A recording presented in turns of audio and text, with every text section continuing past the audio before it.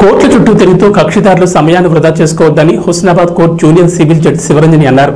లోక్ అదాలత్ సందర్భంగా సిద్దిపేట జిల్లా హుస్నాబాద్ కోర్టులో కక్షిదారులతో జడ్జి శివరంజని మాట్లాడుతూ రాజీ మార్గమే రాజమార్గమని వివాదాలు పరిష్కరించుకోవడానికి లోక్ అదాలత్ ఏర్పాటు చేయడం జరిగిందన్నారు. సివిల్ కేసులు మాత్రమే ఇందులో పరిష్కరించుకోవచ్చని పేర్కొన్నారు. పట్టింపులకు పోయి కేసులంటూ కోర్టుల చుట్టూ తిరుగుతూ కాలం ధనం వృధా చేసుకోవద్దని సూచించారు. కోర్టుల చుట్టూ తిరగడం వల్ల కక్షిదారుడితో పాటు కక్షిదారుడి కుటుంబం తీవ్ర ఇబ్బందులు ఎదుర్కొంటుందన్నారు. లోక్ అదాలత్లను ఉపయోగించుకుని సివిల్ కేసులను పరిష్కరించుకోదగ్గ కేసులను రాజీ మార్గం ద్వారా పరిష్కరించుకోవాలని కోరారు. ఇవాళ మనమందరము ఒక్క ఆదేశాల మేరకు ఈరోజు అంటే సంవత్సరంలో 4 సార్లు చేస్తాము. అది వచ్చేదల్లా కూడా ఎప్పుడైనా కానీ హాలిడే రోజే వస్తుంది, శనివారం రోజు, సెకండ్ సాటర్డే. సో ఆ ఒక్క రోజు కోర్టు నడవకపోయినా కూడా కోర్టును ఓపెన్ చేసి మీరు ఎవరైతే కక్షిదారులు ఉంటారో వాళ్ళకి ఏవైనా కేసులు కాంప్రమైజ్ చేసుకోవాలనే ఉద్దేశం ఉంది అని అనుకుంటే కనుక వెనుకంజు వేయకుండా ముందుకొచ్చి మీ అంతటా మీరు మీ యొక్క సొంత నిర్ణయంతో ముందుకొచ్చి ఏదైనా కేసులు చిన్న చిన్నవి మర్డర్ కేసులు అవ్వవండి, మానవంగా కేసులు అవ్వవు.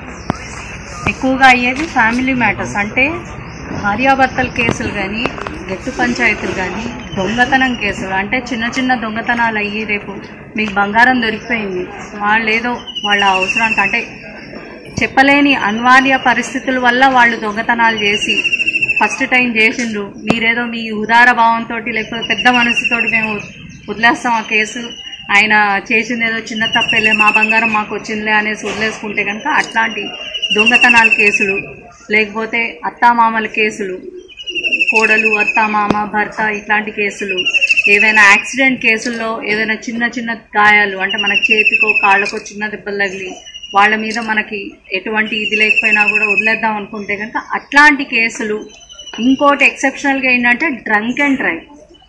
మన సొసైటీలో తాగుబోతున్నది అసలు లెక్క పెట్టాల్సిన అవసరమే లేదు, పెరుగుతూనే ఉంటారు. అది వాళ్ళకి తెలుసు, అది హానికరం అని తెలిసినా కూడా దానికి మనం అలవాటు పడుతూ ఉంటాం. తప్పు చేస్తున్నామని తెలిసి కూడా కొన్నిసార్లు ఇంకా అదే తప్పు రిపీట్ చేస్తూ ఉంటాం. అట్లా రిపీట్ చేసినప్పుడు మాత్రం ఇట్లాంటి లోక్ అదాలత్లు అవి క్లోజ్ కావాలి.